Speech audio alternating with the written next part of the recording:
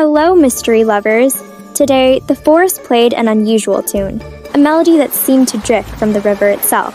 Pip and I just had to investigate. Hooty had some wisdom to share. I've never known a river to sing, he hooted. Perhaps there's something beneath the waves, or someone.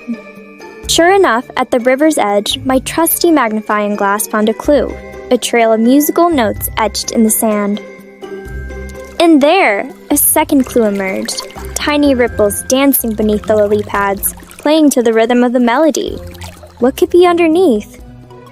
We followed the notes to find a merry band of frogs using reeds and stones to create music. They were rehearsing for the Moonlit Harmony Festival. Eager to share their talent, the frogs needed help getting their rhythms just right.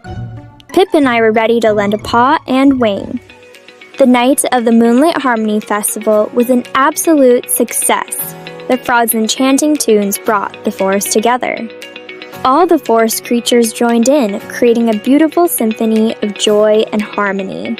Another mystery solved by the flutter of wings and twitch of whiskers.